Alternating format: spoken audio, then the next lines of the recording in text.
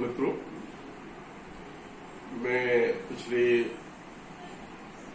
20-22 साल से लेखन कर रहा हूं।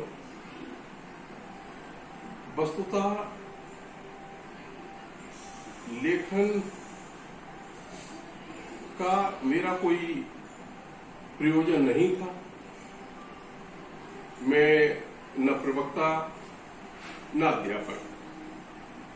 मैं कॉलेज डिग्री कॉलेज के कार्यालय लिपिक पद से सेवानिवृत्त हुआ हूं।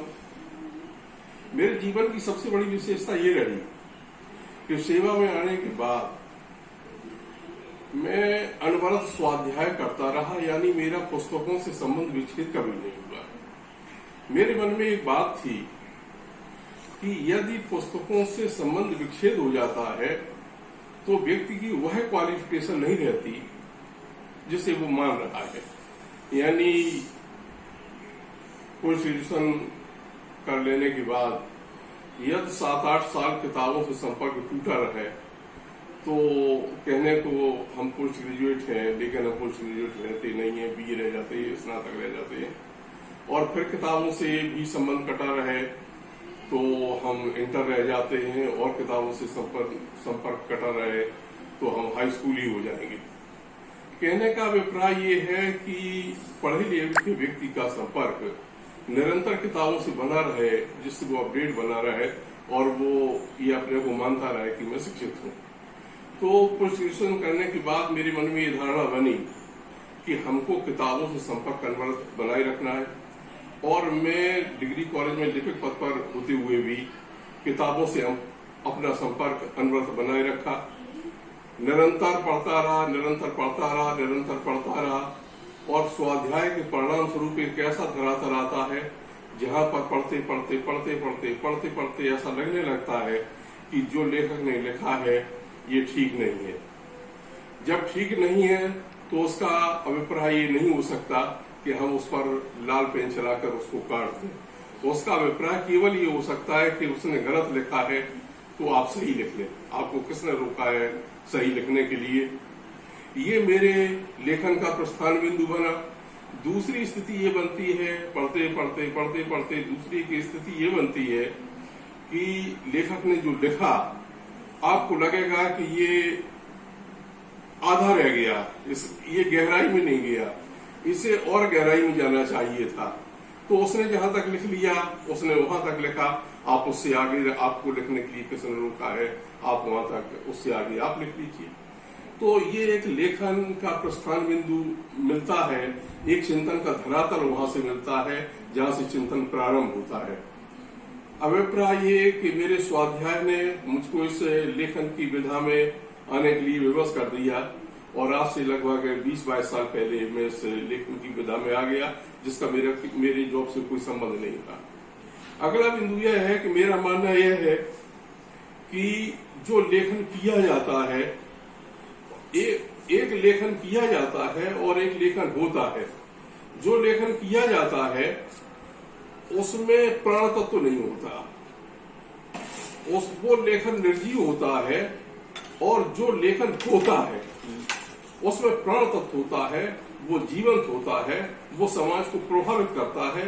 लेखन दो प्रकार के होते हैं, एक किया जाता है और एक होता है।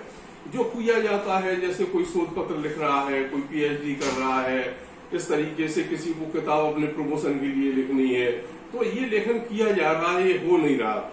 और जब कोई डॉक्टर कोई कविता लिखता है, कोई और अदर्स जॉब से होता है, उसका लेखन, उसे लेखन करना नहीं है, लेकिन वो एक ऐसी चिंतन अवस्था में पहुंच चुका है कि वो लेखन उसका होने लगा है।